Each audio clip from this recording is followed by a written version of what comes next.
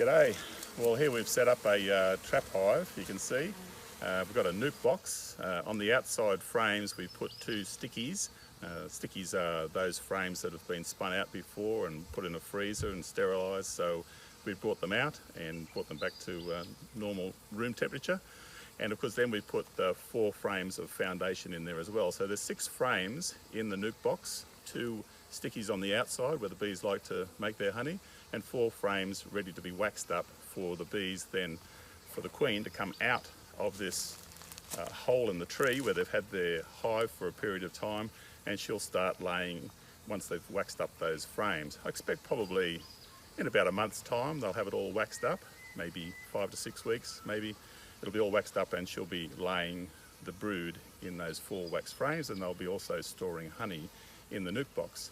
So we'll come back and check it then in about 5 or 6 weeks time and see how this is going. As you can see, there's lots of purposes for glad wrap, isn't there?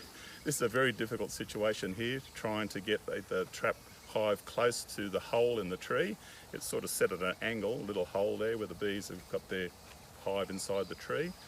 But we expect that, see, if you take a close-up, James might come a bit closer there, we've put these timber angles in there and batten screwed them onto the tree, and then of course we put a levelling block there, you can see at the front of the nuke box. We've only done this about 20 minutes ago, so already you can see in 20 minutes, as James will just home in now onto the entrance, you'll see the bees are already going inside there.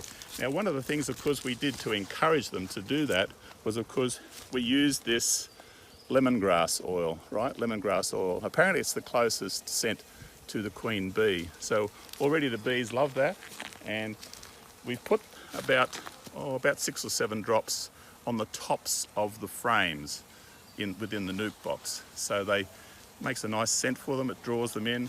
So they're already, as you can see, they're just loving it. They're actually going in through this entrance, and that's only been like 20 minutes ago. And that's right, isn't it, James? Yeah, about that, yeah. Yeah, see, James agrees, so it must be right.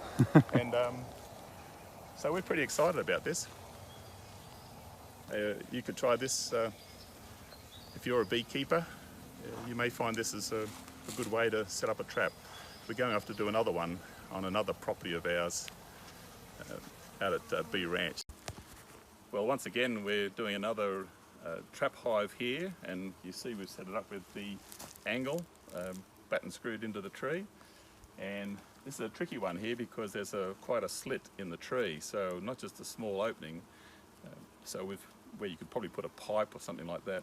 So as you can see, we've used the glad wrap to wrap around and force them so that they come in through this main entrance here.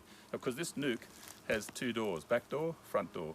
So the bees will come in through this front door, go out the back into their regular hive where they've got it in the tree, and after a while the queen will come out, and because we put some lemongrass, little drops of lemongrass oil on the top of the frames, they like that environment, so they'll come back into this nuke box and they'll wax it all up. The 4 foundation frames we have there, we have a couple of stickies in there as well. On each outside frame is a sticky which has got a bit of honey there for them to enjoy.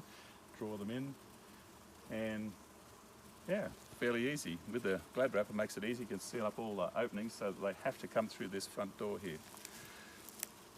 That's how we do trap hives.